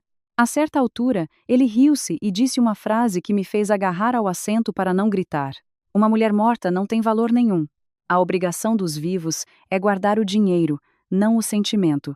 A frase ecoou no interior do carro, fria como um balde de água gelada. Olhei para o Guilherme. Ele estava sentado, imóvel, os olhos vermelhos, mas sem coragem de levantar a cabeça. Foi a primeira vez que ele se sentou diante do pai e não o viu como uma figura paternal, mas como um estranho assustador. Mas, no momento crucial, Guilherme fraquejou. Por estar tão nervoso, não conseguiu prolongar a conversa, nem fazer mais perguntas para que o pai revelasse mais. Ele não assinou, mas, com a desculpa de se sentir cansado, levantou-se e saiu demasiado cedo, terminando a reunião antes que Arthur chamasse mais alguém ou apresentasse documentos mais comprometedores. A gravação era valiosa, mas não era suficiente para o prender de imediato. Quando o carro arrancou, virei-me para o meu marido. Toda a compaixão que sentia deu lugar a uma raiva que não consegui conter. Disse, palavra por palavra, como se as estivesse a martelar: se continuares a tremer, ele vai escapar. E aí? Não é só a mãe que perde os bens. É a mãe que perde a vida, pela segunda vez. Guilherme ficou em silêncio, os lábios cerrados, as mãos pousadas nos joelhos, contraídas. Ele não discutiu. Talvez ele próprio soubesse que eu tinha razão. O inspetor no banco da frente ouviu tudo em silêncio, e depois virou-se para nós, a voz grave e firme. Esta gravação tem valor, mas não é suficiente. Para apanhar o mandante, temos de o fazer acreditar que já tem tudo nas mãos. Só quando se sentir demasiado confiante é que ele chamará os cúmplices. Ao ouvir aquilo, encostei-me ao banco, sentindo um arrepio na espinha. A batalha continuava. E para tirar a fera da toca, teríamos de a fazer acreditar que a sua presa estava completamente indefesa. Depois daquele dia, a polícia começou a apertar o cerco a Vanessa. A partir dos dados dos telemóveis dos 2 homens presos no cemitério, não só encontraram o número dela, como também registros de transferências de dinheiro, chamadas curtas, de apenas alguns segundos, mas suspeitamente frequentes, o tipo de comunicação usada para evitar ser rastreado. Aparentemente, Vanessa era dona de um spa de luxo, sempre com uma aparência impecável, roupas caras e uma forma de falar doce, como alguém habituado ao luxo. Mas o seu historial, que a polícia investigou, pintava um quadro diferente. Ela já se tinha envolvido com vários homens ricos, em esquemas de empréstimos e até com suspeitas de falsificação de documentos em negócios obscuros. Ao ouvir o inspetor, senti um nó na garganta. Afinal, a pessoa por quem Arthur estava disposto a arriscar a vida da sua mulher era alguém assim. De acordo com o plano, desta vez, era eu quem tinha de agir. A polícia queria que eu me aproximasse de Vanessa, no papel de uma nora aterrorizada, que ao ver a sogra morta e o marido fraco, decidia aliar-se ao sogro para garantir a sua própria sobrevivência. Ao ouvir o plano, fiquei em silêncio por um longo tempo. Não por ter medo de a confrontar, mas porque só a ideia de me sentar à frente daquela mulher, de ter de ser submissa à pessoa que ajudou a tentar matar a minha sogra, fazia-me sentir o peito a arder. Mas, no final, assente. Havia coisas, por mais repugnantes que fossem, que tinham de ser feitas para que os culpados se denunciassem a si próprios. Marquei um encontro com a Vanessa num café sofisticado na Avenida da Liberdade, frequentado por gente de negócios. Ela aceitou de imediato. Provavelmente por pensar que já tinha a vitória garantida, baixou a guarda. Nesse dia, vesti-me de forma simples, com o rosto pálido de propósito, olheiras de quem não dormia. O retrato de uma mulher em luto e confusa. Quando entrei, Vanessa já estava sentada num canto, as pernas cruzadas, os lábios de um vermelho vivo, a segurar uma chávena de café como se fosse a rainha daquele jogo. Olhou-me de cima a baixo e sorriu de lado. Marcou este encontro com tanta urgência. Não deve ser para chorar, pois não? Sentei-me, respirei fundo e baixei a voz. Eu só queria saber como é que o meu sogro planeia organizar as coisas, para eu e o Guilherme sabermos com o que contamos. Ao ouvir isto, os olhos dela brilharam. A satisfação era tão evidente no seu rosto que só me apeteceu dar-lhe uma bofetada. Mas mantive-me quieta. Vanessa mexeu a sua bebida. Sorriu com desdém. A voz entre o paternalismo e o desprezo. Quem é esperto, cala-se. Quem é estúpido como a sua sogra, acaba debaixo da terra, e ninguém a salva. Assim que ela disse isto, a minha mão, debaixo da mesa, apertou-se com tanta força que doeu. Tive de morder o interior do lábio para não mudar de expressão. Na minha cabeça, só via a imagem da minha sogra na maca da ambulância, a respiração fraca, os pulsos marcados. Tive de usar toda a minha força para não lhe atirar com o copo à cara. Vendo o meu silêncio, Vanessa avançou. Inclinou-se para a frente, a voz baixa, como se me estivesse a fazer um favor. Vou ser sincera. O senhor Arthur agora não tem tempo para se preocupar consigo e com o seu marido. Ele está a preparar-se para vender rapidamente as propriedades em nome da Beatriz, juntar o dinheiro e ir para o estrangeiro. Depois de tudo resolvido, casamos como deve ser e vamos viver para fora, para deixar o passado para trás. Ao falar em casar como deve ser, ela ainda passou a mão pelo cabelo, a sorrir de uma forma sinistra. O sorriso de uma mulher que pensava que ia passar por cima de um cadáver para vestir o seu vestido de noiva. Baixei a cabeça, a fingir preocupação. E o que aconteceu no cemitério? E se descobrirem? Vanessa recostou-se na cadeira, um sorriso nos lábios. O dinheiro tanto faz as pessoas cavarem sepulturas como fecharem a boca. A frase foi tão fria que senti os pés a ficarem dormentes. Era, ao mesmo tempo, uma ostentação e uma ameaça, mas mais importante, era uma bofetada na decência humana. Enquanto eu estava no café com a Vanessa, noutra frente, Guilherme continuava a seguir o pai, como a polícia tinha pedido. O meu marido ainda tinha medo, eu sabia disso, mas desta vez, ele cerrou os dentes e fê-lo. Não porque eu o pressionei, mas porque a sua mãe estava num hospital, entre a vida, a morte e a justiça. À noite, ele regressou com o rosto cansado e tenso, mas os seus olhos já não mostravam o pânico de antes. Guilherme contou-me, em voz baixa, que descobriu que o pai usava um cofre privado num banco, para onde ia sempre sozinho e de onde saía rapidamente, sem nunca permitir que alguém o acompanhasse. Além disso, ele estava em contato com um notário conhecido, um esquema para legalizar uma assinatura falsa da minha sogra, com uma data anterior à sua morte.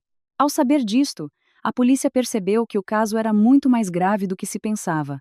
Não se tratava de um plano impulsivo, mas de uma rede bem organizada que incluía relatórios médicos, certidões de óbito, documentos notariais e transferências ilegais de bens. Mas, no momento em que tudo parecia estar a encaixar-se, algo inesperado aconteceu. Arthur começou a suspeitar. Talvez pela atitude hesitante do Guilherme, ou por algum detalhe na minha abordagem a Vanessa, ele pressentiu que algo não estava bem. Naquela tarde, chamou o Guilherme ao seu escritório. Sem escutas, sem testemunhas, apenas pai e filho, frente a frente, numa sala fechada. Quando saiu, Guilherme mal se conseguia manter de pé. Ao chegar à casa, ficou sentado na beira da cama por um longo tempo, as mãos nos joelhos, como a criança assustada de sempre. Só muito depois é que levantou a cabeça e olhou para mim, a voz rouca. Ele olhou para mim e disse: "Estás do lado da Catarina e da tua mãe, não estás? Não me obrigues a tratar-te como um traidor." Depois de dizer isto, os olhos do Guilherme ficaram vermelhos. Não de choro, mas de uma dor e humilhação contidas por demasiado tempo. Sentei-me à sua frente, em silêncio. Sabia que, se ele quebrasse mais uma vez, todo o plano poderia ruir. Mas, depois de um longo tempo, foi o próprio Guilherme quem falou primeiro. Olhou para mim, a voz mais grave, já sem tremer como antes. "Tinhas razão. Se eu continuar a ter medo, ele vai matar-nos a todos, um por um." Ao ouvir aquilo, não consegui responder por alguns segundos, porque eu sabia que não era apenas uma frase. Era a primeira vez, em todos aqueles anos, que o meu marido saía verdadeiramente da sombra do seu pai. E a partir daquele momento, eu soube que a batalha estava prestes a entrar na sua fase mais intensa. Depois da conversa de Guilherme na noite anterior, o ambiente em casa mudou completamente. Mas era uma mudança que tinha de ser escondida sob uma máscara ainda mais espessa. Por fora, tudo foi arranjado para parecer como antes. A minha sogra continuava oficialmente morta. A sepultura no cemitério permanecia lá. E as velas no altar ardiam todas as manhãs e noites. Mas por dentro, cada olhar, Cada chamada, cada passo dentro de casa, era cuidadosamente calculado pela polícia. Eles sabiam que um homem como Arthur, quanto mais seguro se sentisse, mais facilmente se denunciaria. E como previsto, depois de alguns dias de silêncio, ele começou a montar um novo teatro. Anunciou que iria realizar uma grande missa de 7º dia pela sua falecida mulher, convidando toda a família, parceiros de negócios e até algumas figuras influentes com quem se relacionava. Ao ouvir a notícia, senti um misto de nojo e um arrepio na espinha. Aquele homem era obcecado pelas aparências até ao osso. A sua mulher quase foi enterrada viva, e a única coisa em que ele pensava era em como representar o papel de marido enlutado perante a sociedade. Na manhã da missa, a casa voltou a encher-se de gente, como no dia do funeral. O cheiro a incenso e a cera enchia o ar. O altar estava ainda mais imponente, coberto de flores brancas de ambos os lados da fotografia, e a mesa de oferendas estava tão farta que qualquer pessoa de fora pensaria que Arthur tinha uma enorme devoção pela sua mulher. Eu estava ao lado, a ajudar umas tias a arranjar os arranjos florais, sentindo o estômago a contorcer-se. Aquela cena parecia-me como se alguém estivesse a cobrir um cadáver em decomposição com uma espessa camada de maquilhagem para disfarçar o cheiro. Guilherme estava mais perto de mim do que o habitual. Desde a noite no cemitério, o meu marido tinha mudado, mas essa mudança tinha de ser mantida em segredo. Ele continuava de cabeça baixa, falava pouco, mantendo a sua aparência silenciosa e habitual para que Arthur não suspeitasse. Só eu sabia que a sua mão, debaixo da mesa, estava cerrada com tanta força que tremia. Perto do meio-dia, quando os familiares e convidados já tinham chegado, Arthur aproximou-se lentamente do altar. Vestia um fato escuro, o rosto propositadamente pálido e abatido, a voz baixa, como a de alguém que tentava conter a dor. Eu estava atrás de umas tias, a observar, e sentia-me enjoada. Ele juntou as mãos diante da fotografia da minha sogra. Olhou para a imagem por um longo tempo e depois disse, com a voz embargada: "A partida dela foi a maior dor da minha vida. Nestes últimos dias, não consegui pregar olho uma única noite." Alguns familiares suspiraram, outros abanaram a cabeça em sinal de compaixão. Só eu tive de morder o lábio com força para não soltar uma gargalhada amarga. Não conseguiu pregar olho? Eu só desejava que as pessoas ali presentes tivessem visto a sua cara fria ao telefone, a dizer que os mortos já não importavam, ou que tivessem ouvido a sua voz a apressar os coveiros para limparem tudo antes que fossem descobertos. Arthur representava o seu papel na perfeição. Relembrou os anos de casamento, elogiou a dedicação de Beatriz e até se curvou para limpar uma lágrima imaginária. Mas como a polícia previra, aquele drama não durou muito. Poucos minutos depois, ele desviou a conversa para o que realmente lhe interessava. Virou-se para os familiares, a voz grave, como a de um homem forçado a assumir um fardo pesado. "A partir de agora, serei eu a gerir todos os documentos, bens e assuntos da casa em nome da Beatriz, para evitar confusões e que pessoas de fora se aproveitem desta situação delicada." Assim que ele terminou a frase, vi os agentes da polícia, disfarçados entre os convidados, a trocarem olhares discretos. Era este o isco que tanto nós como a polícia esperávamos há dias. Levantei a cabeça, esforçando-me para que a minha voz tremesse o suficiente, mas cada palavra tinha de ser clara e cortante no ar denso de fumo.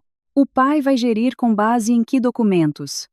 Nos que a mãe assinou antes de morrer ou nos que outra pessoa assinou por ela?" A sala ficou em silêncio absoluto. Um silêncio tão profundo que ouvi o som de uma chávena a ser pousada numa mesa, num canto da sala. Os familiares que estavam de cabeça baixa, a rezar, levantaram a cabeça em uníssono. Arthur parou por um instante, e os seus olhos tornaram-se imediatamente frios como gelo. Olhou-me fixamente e disse, entre dentes: "Tem cuidado com o que dizes. Vê lá o dia que é hoje para te atreveres a ser tão insolente." Antes que eu pudesse responder, Vanessa, que até então se mantivera discretamente a um canto, como se ainda não fosse o momento de se apresentar oficialmente, interveio. Deu um passo à frente, sorriu sem graça, os olhos a faiscarem. "Não liguem, a Catarina está tão abalada que diz disparates." Não levem a mal, foi precisamente essa intervenção que chamou ainda mais a atenção. Algumas tias começaram a olhar para a Vanessa com desconfiança.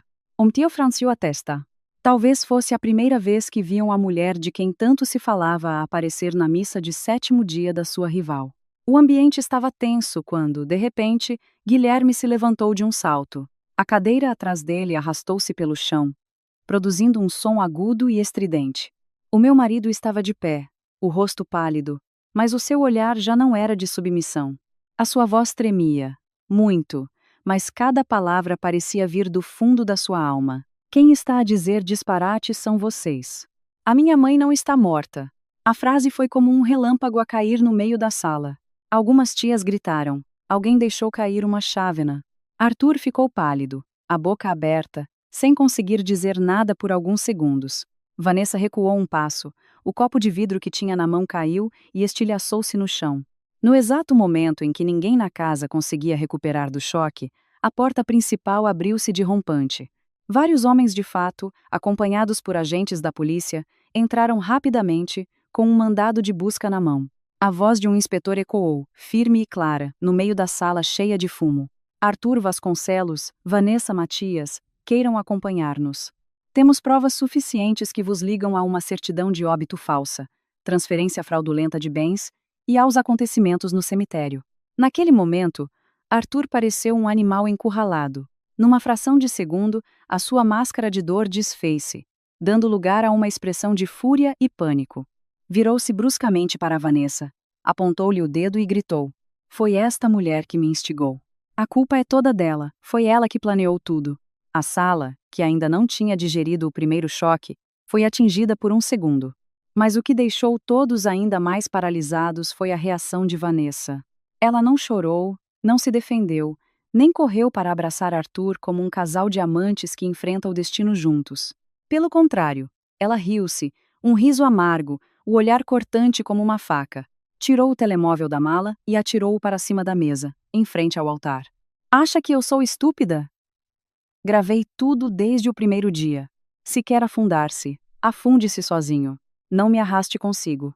O som do telemóvel a deslizar sobre a madeira da mesa foi seco e frio. Naquele instante, todos na casa perceberam uma coisa. Entre Arthur e Vanessa nunca houve amor. Apenas interesse, dinheiro e ganância. E assim que um deles estava prestes a afundar-se, o outro não hesitaria em empurrá-lo para acelerar a queda. Arthur não teve tempo de dizer mais nada. 2 agentes aproximaram-se e algemaram-lhe as mãos. O som metálico das algemas a fecharem-se nos seus pulsos foi breve, mas soou como o ferrolho a trancar-se sobre uma vida inteira de mentiras.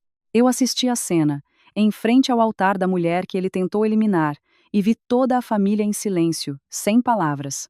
E no meu coração só havia um pensamento. Finalmente, a fera tinha caído na sua própria armadilha. Assim que as algemas se fecharam nos pulsos de Arthur, a sala permaneceu em silêncio absoluto, como se ninguém ali presente conseguisse acreditar no que estava a ver. Algumas tias, perto do altar, levaram a mão ao peito, a respirar com dificuldade. Um tio deixou-se cair numa cadeira, a olhar fixamente para Arthur como se visse um estranho. As velas no altar continuavam a arder, o fumo a serpentear pelo teto, criando uma névoa que tornava a cena ainda mais sufocante. Mas o clímax do choque ainda não tinha chegado. No momento em que todos estavam confusos, a porta principal abriu-se mais uma vez. Virei a cabeça instintivamente e no primeiro segundo em que vi a figura a entrar, o meu coração apertou-se. A minha sogra, Beatriz, estava na soleira da porta. Vestia um roupão de hospital por cima da roupa, o rosto ainda pálido, os lábios descorados depois de dias a soro, mas o seu olhar era de uma lucidez surpreendente. Já não era a mulher fraca e resignada que eu via todos os dias naquela casa. Era o olhar de alguém que tinha acabado de atravessar a fronteira da morte e visto o mal que viveu ao seu lado durante tantos anos. A sala explodiu. Alguém gritou. Uma tia, que segurava um vaso, ficou tão abalada que quase o deixou cair. Um tio mais velho recuou, a gaguejar. "Meu Deus, eu estive no funeral dela." Os murmúrios espalharam-se como uma onda. As pessoas agarravam-se umas às outras. Os rostos pálidos, as crianças assustadas, esconderam-se atrás das mães. Em poucos segundos, o que era uma missa de 7º dia falsa, transformou-se num turbilhão onde todos os segredos estavam a ser expostos à luz do dia. Arthur foi quem mais mudou de cor. Se, ao ser algemado, o seu rosto apenas escureceu de raiva e pânico, ao ver a minha sogra a entrar, a sua pele tornou-se quase cinzenta, Os seus olhos arregalaram-se, os lábios tremiam, e ele recuou, como se tivesse visto um fantasma. Quanto a Vanessa, a mulher que, momentos antes, teve a presença de espírito de atirar o telemóvel para a mesa para o trair, agora estava paralisada, a boca aberta, a garganta como que apertada, o corpo hirto. Talvez só naquele momento ela tenha compreendido que todas as saídas estavam bloqueadas. A minha sogra não chorou, nem correu para o insultar, como se poderia esperar de uma mulher que foi levada à beira da morte pelo marido e pela amante. Ela caminhou, passo a passo, lenta mas firmemente, até ao centro da sala e parou em frente a Arthur. A sua voz era mais fraca do que antes, mas cada palavra era afiada como uma lâmina. Estás muito desapontado, não estás? Eu não morri para tu ficares com tudo o que é meu e casares com essa aí. Toda a família reagiu em uníssono. Alguém virou-se para Arthur com um olhar de horror e desprezo. Apenas com aquela frase, a fachada de marido exemplar que ele construiu durante anos ruiu perante todos. Arthur, encurralado, gaguejou e depois gritou, a tentar agarrar-se ao último resquício de dignidade. Estás a dizer disparates. Estás em choque, não estás bem da cabeça. Mas a sua negação mal tinha saído da sua boca quando um inspetor ligou a gravação da reunião na empresa. A voz de Arthur ecoou, clara, na sala cheia de gente. Uma mulher morta não tem valor nenhum. A obrigação dos vivos é guardar o dinheiro, não o sentimento. Ao ouvir a gravação, o rosto de Arthur ficou branco. As tias levaram as mãos à boca, o olhar já não de surpresa, mas de puro horror. Um tio bateu com força na mesa, a ranger os dentes. Canalha. Eu estava ao lado do Guilherme e senti a mão do meu marido a tremer na minha. Mas, desta vez, ele não recuou. Deu um passo em frente. Encarou o pai, os olhos vermelhos, mas já sem baixar a cabeça. A sua voz estava rouca, a tremer mais de dor do que de medo. Eu tive medo de ti a vida inteira. Mas nunca pensei que fosses tão monstruoso ao ponto de quereres enterrar a minha mãe viva. Aquela frase deixou-me com um nó na garganta. Durante tantos anos, Guilherme foi sempre quem se esquivou, quem se calou quando o pai gritava, quando a mãe era tratada com frieza. E hoje, em frente a toda a família, no momento em que todas as máscaras caíam, ele finalmente se ergueu. Eu sabia que, a partir daquele momento, a sombra de Arthur na vida do meu marido tinha se quebrado. Atingido no seu ponto mais vulnerável pelo próprio filho, Arthur ficou com o rosto vermelho, as veias do pescoço a saltarem, a boca aberta como se quisesse gritar, mas sem conseguir emitir som. Vanessa, por sua vez, começou a entrar em pânico. Vendo que a situação era irreversível, tentou recuar discretamente em direção à porta dos fundos. Mas, ao virar-se, foi interceptada por uma agente da polícia. Virou-se bruscamente para Arthur. A voz esganiçada. Tu disseste que tratavas de tudo. Agora vais deixar-me afundar contigo? Aquele grito foi a última gota. Em frente a toda a família, os dois que tinham conspirado juntos, que tinham montado a farsa da troca de corpos, agora atacavam-se um ao outro como animais selvagens. Sem elegância, sem amor, sem qualquer vestígio de lealdade. Apenas a baixeza crua de duas pessoas deformadas pela ganância. Finalmente, o inspetor interveio, a voz firme a cortar o caos. Peço ao Sr. Arthur Vasconcelos e à Sra. Vanessa Matias que nos acompanhem à esquadra para esclarecer os factos. Peço a todos os presentes que colaborem quando forem chamados a depor. Ninguém se atreveu a dizer mais nada. A casa mergulhou num silêncio pesado como pedra. A minha sogra foi acompanhada por duas agentes para um carro à parte, para sua proteção, pois o caso ainda não estava encerrado, e ela era a testemunha principal. Antes de sair, ela olhou para mim e para o Guilherme. Um olhar profundo, que já não era o da mulher resignada de antigamente, mas uma afirmação silenciosa. Esta batalha ainda não acabou. E eu percebi que a cena do regresso dos mortos, que deixou toda a família em choque, foi apenas o primeiro ato. O que se seguiria seria a verdadeira batalha pela vida, onde cada máscara seria arrancada até ao fim. Na esquadra da polícia judiciária, vi uma outra faceta de Vanessa. Se em minha casa, diante do altar da minha sogra, ela ainda teve a arrogância de levantar o queixo e atirar o telemóvel para a mesa como se controlasse o jogo. Em menos de uma hora na sala de interrogatório, essa altivez desapareceu por completo.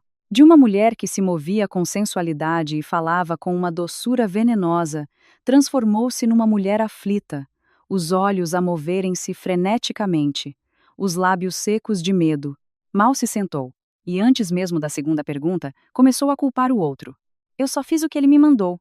Foi ele que disse que tínhamos de a limpar, para ninguém lhe tirar os bens. Eu sou apenas uma mulher. O que é que eu sabia? Ao ouvir aquilo, eu, que observava do outro lado do vidro espelhado, senti um nó no estômago. O tipo de pessoa que, mesmo nesta situação, se esquiva como uma enguia, culpando os outros, não tem qualquer pingo de vergonha. Mas a polícia não se deixa enganar por lágrimas de crocodilo. Maços de documentos, extratos bancários, mensagens, registros de encontros foram colocados sobre a mesa, lenta mas firmemente. A cada pergunta do inspetor, havia 2 ou 3 provas à sua espera. Apresentaram as transferências de dinheiro entre ela e os 2 homens do cemitério, os agendamentos com clínicas e hospitais privados, com o notário, até as vezes em que ela contactou diretamente a pessoa que falsificou os documentos. Era claro que Vanessa não era uma marionete. Ela era uma peça ativa e, em muitas fases, até mais rápida do que Arthur. A certa altura, encurralada, ela ainda tentou negar. Eu só enviei as mensagens que ele me disse para enviar. Mas o inspetor bateu com um papel na mesa e disse, friamente: só seguia ordens. Mas foi a senhora que transferiu o dinheiro, que marcou os encontros, que tratou dos seus próprios interesses? A pergunta deixou-a sem palavras por alguns segundos, os olhos a piscarem repetidamente. E, quando já não podia negar mais, Vanessa contra-atacou.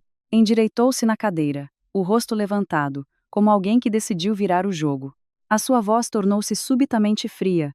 O Arthur não queria só livrar-se da Beatriz. Depois de tratar da papelada, ele planeava expulsar o Guilherme da empresa e cortar-lhe a herança toda, para não ter mais entraves. Ele dizia que o filho e a nora eram um excesso, que só serviam para dividir o dinheiro. Ouvi aquilo e senti as mãos a gelarem. Ao meu lado, Guilherme pareceu levar um soco no peito. Desde o início do caso, o meu marido sofreu ao ver a crueldade do pai para com a mãe, ficou em choque ao saber que o pai era capaz de matar por dinheiro. Mas no fundo, talvez ele ainda tivesse aquele instinto de filho. A esperança de que, apesar de tudo, o pai lhe deixaria uma saída. A declaração de Vanessa foi como arrancar-lhe essa última ilusão. Mas não ficou por aí. Ela apresentou uma gravação que provavelmente guardava como trunfo. Na gravação, a voz de Arthur era perfeitamente audível. Parecia estar num carro, o tom desdenhoso e cruel. O Guilherme é um fraco. Basta ameaçá-lo um pouco e ele cala-se. Na pior das hipóteses, ponho-o na rua com a mulher dele, e a casa fica com mais espaço. Ao ouvir aquilo, vi o Guilherme a vacilar, como se perdesse as forças. Deixou-se cair numa cadeira no corredor, o rosto entre as mãos, os ombros a tremerem, não de choro, mas como alguém a ser esmagado por dentro. Muito tempo depois, ele baixou as mãos, os olhos vermelhos, a voz rouca, como se falasse para si mesmo. Afinal, eu nunca fui filho dele. Ouvi-o e senti a garganta a apertar-se. Há dores que não fazem barulho, mas uma única frase é suficiente para matar o que resta de uma relação entre pai e filho. No entanto, a traição de Vanessa não a salvou. Quanto mais falava, mais revelava a sua verdadeira natureza. A partir dos extratos bancários que a polícia obteve, descobriram que ela tinha aberto uma conta em nome de um familiar noutra cidade e transferido uma grande quantia do dinheiro que Arthur lhe deu. Não de uma só vez, mas em várias pequenas transferências, para não levantar suspeitas. Ou seja, desde o início, ela preparou a sua própria fuga. Ela nunca confiou em Arthur. Nem nunca teve a intenção de se sacrificar por amor, como fingia. Apenas esperava que tudo corresse bem, ou, na pior das hipóteses, que o plano falhasse, para fugir com o dinheiro e deixar Arthur a arcar com as consequências. Quando o inspetor lhe mostrou os extratos, Vanessa não chorou nem negou, apenas sorriu de lado, um sorriso cínico e assustador. Se ele enganou a mulher para ficar comigo, por que é que eu haveria de confiar nele para o resto da vida? A frase gelou a sala. Até o inspetor que a interrogava ficou em silêncio por um instante. Porque, embora fosse sórdido, era perfeitamente coerente com a natureza de pessoas como ela. O traidor acaba por ser traído. Era, ao mesmo tempo, repugnante e de uma forma amarga, gratificante. Do outro lado, depois de se restabelecer, a minha sogra também já não era a mulher que só sabia chorar e aguentar. ela propôs-se a colaborar ativamente com a polícia. Entregou todos os documentos que conseguiu guardar, os processos originais das propriedades, os bilhetes inacabados, os seus antigos relatórios médicos. Deu os nomes de algumas pessoas com quem Arthur se relacionava para tratar de papelada e até mencionou as vezes em que suspeitou estar a ser vigiada em sua própria casa. Olhei para minha sogra, sentada na cama do hospital, o rosto ainda pálido, mas o olhar determinado, e senti por ela uma nova admiração. Aquela mulher já não se resignava. Depois de quase morrer, foi como se tivesse acordado de um longo pesadelo de décadas. A partir desse momento, já não éramos as vítimas a seguir o rastro dos criminosos. Eu, o Guilherme e a minha sogra começamos a colaborar ativamente com a lei, a apertar o cerco, um elo de cada vez. No final da reunião, o inspetor levantou-se, fechou o dossiê e disse uma frase curta que fez o meu coração disparar. Só falta mais uma peça para fechar este caso. E aí o senhor Vasconcelos não terá como negar. Ao ouvir aquilo, olhei pelo vidro para a sala onde Arthur estava a ser interrogado. Pela primeira vez em muitos dias, o seu fim já não me parecia algo vago. Estava a aproximar-se, lenta mas seguramente, como uma porta de aço a fechar-se. Mas Arthur não era do tipo que se resigna e espera. Quanto mais sentia o chão a fugir-lhe dos pés, mais se debatia, de forma mais feroz e venenosa. Mesmo durante o período de detenção para interrogatório, começou a usar todas as suas antigas influências. Contratou um advogado de renome. Algumas pessoas que lhe deviam favores começaram a tentar obter informações. Do interior da sala de interrogatório, ele ainda tentava construir uma narrativa completamente diferente. Que tudo não passava de uma disputa conjugal por causa de bens. Que Beatriz, após um choque na sua idade, ficou com a mente perturbada, a ver conspirações em todo o lado. Que eu era uma nora gananciosa, a instigar a sogra a inventar histórias para ficar com parte da empresa. Que Guilherme era um filho ingrato, que se virou contra o pai por influência da mulher. Uma história distorcida o suficiente para que, quem a ouvisse superficialmente, pensasse que se tratava de uma guerra familiar por dinheiro, e não de uma conspiração fria. Em menos de 2 dias, esses rumores começaram a espalhar-se. Os familiares, que ainda estavam em choque com o regresso da morta, dividiram-se. Os mais sensatos esperaram em silêncio pela justiça. Mas os mais ingênuos, ou os que estavam habituados a temer o poder e o dinheiro de Arthur, começaram a vacilar. Alguém ligou ao Guilherme, a repreender. Apesar de tudo, ele é teu pai. Resolvam as coisas em casa. Fazer este escândalo é uma vergonha para a família toda. Outros, quando me viam, não diziam nada diretamente. Mas o seu olhar era inquisidor, como se tentassem perceber se eu era mesmo o tipo de nora que se aproveita da situação. Uma tia até deixou escapar um comentário. Aparentemente inocente, mas igualmente venenoso. Uma pessoa que morre e depois volta à vida, papéis todos baralhados, se calhar. Foi mesmo uma tramóia de família. Ouvi aquilo e senti o estômago a arder. Era o contra-ataque mais perigoso de Arthur. Ele sabia que, se não conseguisse escapar legalmente, arrastaria tudo para a lama, misturando o preto com o branco, para que ninguém soubesse em quem acreditar. Esses rumores afetaram profundamente o Guilherme. Habituado desde criança a temer o pai, e agora com a pressão da família e o rótulo de filho que trai o pai, o meu marido começou a vacilar novamente. Naquela noite ele ficou sentado no quarto por um longo tempo, em silêncio, sem acender a luz. Apenas a luz do telemóvel iluminava o seu rosto exausto. Entrei e vi-o na mesma posição, os cotovelos apoiados nos joelhos, o olhar perdido. Só muito depois é que ele levantou a cabeça e olhou para mim, a voz rouca. Catarina, se calhar é melhor pararmos com isto. Conseguimos salvar a mãe, já chega. Continuar só vai envergonhar a família toda. Ao ouvir aquilo, senti uma mistura de dor e raiva. Não por ele ser fraco, mas porque a sombra de Arthur pairou sobre o meu marido por tanto tempo que, mesmo com a verdade exposta, ele ainda se preocupava mais com o que os outros pensavam do que com o mal que tinha sido feito. Não respondi de imediato. Apenas peguei no meu telemóvel e comecei a mostrar-lhe, uma a uma, as coisas que tinha guardado nos últimos dias.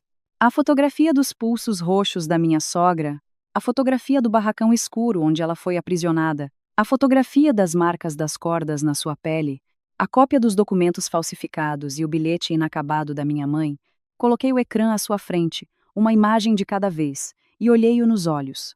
Olha bem para isto. Isto não é vergonha. Isto é um crime. Guilherme olhou para as fotografias, os olhos a ficarem vermelhos. Eu continuei. Se naquele dia eu me tivesse atrasado um pouco, a tua mãe estaria agora debaixo da terra. Nessa altura, ainda dirias que isto é um assunto de família? O quarto ficou em silêncio. Apenas se ouvia o som suave do ar-condicionado e a respiração cada vez mais pesada do meu marido. Nesse momento, a porta do quarto abriu-se. Era a minha sogra. Ainda estava fraca. Caminhava devagar, o rosto pálido, mas o seu olhar era mais firme do que nunca. Parou na soleira da porta por alguns segundos e disse, com clareza: Guilherme, eu aguentei o teu pai durante quase 30 anos. Se eu continuar a aguentar, que tipo de vida terão os nossos filhos e netos? Aquela única frase foi como um balde de água fria. Tanto eu como o Guilherme ficamos em silêncio. Eu percebi que ela não estava a falar apenas de si mesma. Estava a falar de uma vida inteira de resignação. Em troca de quê? Em troca de traição, humilhação e, por pouco, da morte. Quanto ao Guilherme, ele baixou a cabeça por um longo tempo. Eu sabia que ele estava diante da sua última escolha: continuar a ser o filho amedrontado, ou tornar-se o homem capaz de defender o que é certo. Desta vez, o meu marido escolheu de forma diferente. Na manhã seguinte, foi ele próprio quem ligou ao inspetor para pedir um novo depoimento. Contou tudo o que até então tinha escondido, ignorado ou considerado assuntos de família. As vezes em que Arturo forçou a assinar documentos de empréstimo sem os ler, as dívidas de negócios que ele secretamente colocou em nome do filho, as vezes em que usou o nome do filho para transações obscuras, e os anos de abuso psicológico contra a minha sogra, o controlo financeiro, o desprezo, a forma como a transformou numa sombra na sua própria casa. À medida que ele falava, o caso revelou-se não apenas sobre a noite no cemitério, mas sobre um longo processo de manipulação e coação, planeado por Arthur há muito tempo. Encurralado, ele fez a sua última jogada desesperada. Da prisão conseguiu enviar uma mensagem a um cúmplice para se livrar dos últimos documentos e destruir as gravações de videovigilância do hospital que emitiu a certidão de óbito falsa. Mas desta vez ele chegou tarde demais. A polícia já estava a vigiá-los. Assim que o grupo se preparava para agir, foi detido em flagrante. Quando nos deram a notícia, o inspetor mostrou-nos o que tinham apreendido: uma pasta cheia de documentos, um computador, carimbos, relatórios médicos alterados e a gravação original da câmara, que não tiveram tempo de apagar. Olhei para aquelas provas e senti um arrepio. Arthur não só não se conseguiu salvar, como acabou por fornecer mais provas contra si mesmo, por obstrução à justiça e destruição de provas.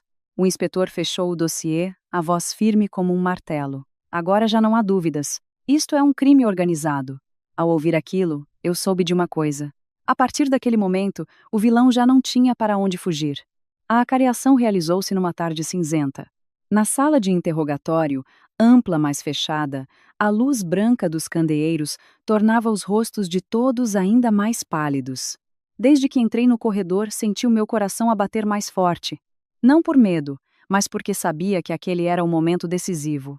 Depois de tantas provas, tantos depoimentos, tantas noites sem dormir, finalmente, tudo seria colocado sobre a mesa. Já não havia espaço para Arthur se esconder atrás da sua habitual máscara de respeitabilidade. Sentei-me atrás, com a minha sogra. A uma mesa de distância, estava Arthur. Mesmo detido, ele tentava manter uma postura de superioridade, as costas direitas, o queixo ligeiramente levantado, os olhos semicerrados, como se, com mais algumas palavras, conseguisse intimidar toda a gente. Assim que viu Guilherme entrar, levantou a cabeça. Aquele olhar, só de o ver, senti um arrepio na espinha. Imaginava o efeito que teria no meu marido, que cresceu sob ele durante tantos anos. E como eu previa, a primeira coisa que ele disse foi a sua arma de sempre, a que tantas vezes silenciou a rebeldia de Guilherme. Disse, entre dentes: ainda tens a coragem de vir aqui? Criei-te para te virares contra mim desta maneira? A sala ficou em silêncio. Eu, sentada atrás, senti as palmas das mãos geladas. Era sempre assim que ele fazia. Sem admitir o erro, sem se explicar. Apenas evocava a sua autoridade de pai para forçar o outro a baixar a cabeça, sentindo-se culpado. Mas, desta vez, Guilherme não baixou a cabeça. Ficou imóvel por alguns segundos, como se precisasse de toda a sua força para controlar a respiração. Depois, olhou o pai nos olhos. A voz ainda rouca, mas firme. O pai criou-me, sim. Mas não lhe deu o direito de matar a minha mãe. Aquela única frase fez-me sentir a pele a arrepiar-se. A sala permaneceu em silêncio absoluto. Foi a primeira vez que viu Guilherme a falar com o pai com a voz de um homem que defende a justiça, e não a de um filho com medo de ser repreendido. Aquela frase foi como uma faca a cortar o fio invisível que prendeu o meu marido durante décadas. Arthur ficou perplexo por um instante, e depois o seu rosto ficou vermelho. A calma que ele tentara manter desde o início começou a rachar. Virou-se bruscamente para mim, os olhos a faiscarem. Foi esta mulher que te meteu ideias na cabeça. Desde que ela entrou nesta casa, nunca mais houve paz. Eu ia levantar-me para responder, mas a minha sogra falou primeiro. A sua voz não era alta, mas era dura como pedra. Não foi a minha nora que o instigou. Foi a sua maldade que fez com que o céu não o perdoasse. A frase deixou Arthur sem reação. Provavelmente, em toda a sua vida, nunca imaginou que a mulher que sempre se submeteu a ele dissesse algo assim. Em frente a tanta gente, atingido no seu orgulho, bateu com força na mesa. A cadeira rangeu. Ele ia gritar, mas o inspetor começou a apresentar as provas, uma a uma. Primeiro, a gravação entre ele e a Vanessa. Depois, as transferências de dinheiro, os registros de chamadas, que coincidiam com a troca de corpos, a noite da escavação, os encontros no hospital privado e no notário.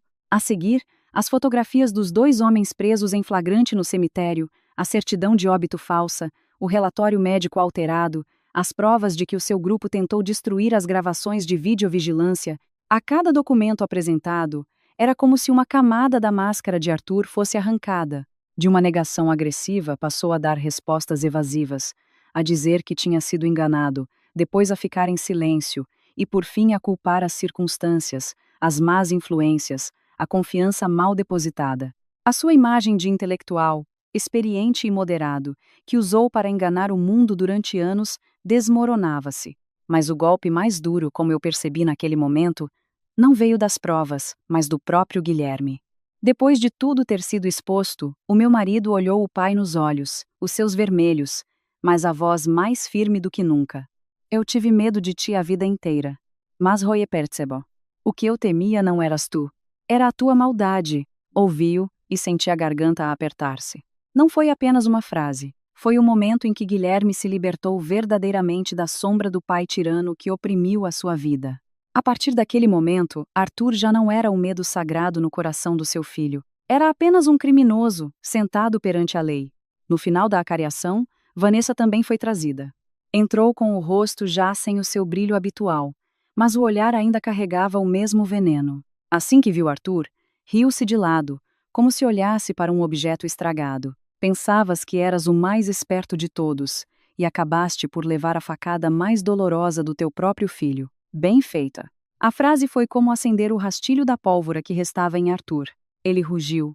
Levantou-se da cadeira para a agredir, e 2 agentes tiveram de o agarrar com força. A cena durou apenas alguns segundos, mas foi o suficiente para enterrar de vez a sua imagem de homem calmo e intelectual. Já não havia o empresário sério, o homem de sucesso. Apenas um homem encurralado, a revelar a sua natureza violenta e sórdida. Quando tudo se acalmou, o inspetor fechou o dossiê e anunciou, brevemente, que os documentos, depoimentos e provas eram suficientes para o acusar de vários crimes. Ao ouvir aquilo, Arthur pareceu perder todas as forças. Os seus ombros caíram. O rosto ficou cinzento, e ao ser levado caminhava a cambalear. Como se tivesse envelhecido 10 anos, numa única tarde. Eu observei, mas ao contrário do que pensava, não senti satisfação. Apenas percebi uma coisa muito clara. O verdadeiro clímax daquele dia não foi ele ter sido encurralado. Foi o momento em que a sombra daquele pai tirano se desmoronou completamente diante do filho que o temeu a vida inteira. Nos meses seguintes, tudo aconteceu mais depressa do que eu esperava. Com a investigação aprofundada, cada camada da verdade foi exposta, não deixando espaço para Arthur e Vanessa negarem. As contas bancárias em nome de terceiros foram congeladas. os documentos de transferência de bens que estavam a ser preparados foram apreendidos, e as transações suspeitas que eles pensavam ter escondido foram rastreadas. No final, todo o patrimônio em nome da minha sogra foi preservado, não caindo nas mãos de ninguém, como eles tinham planeado. Só então é que eu compreendi verdadeiramente uma coisa. Por vezes, a justiça não chega como um relâmpago, mas lentamente, como a água que se infiltra na rocha. Mas quando chega, não há retorno.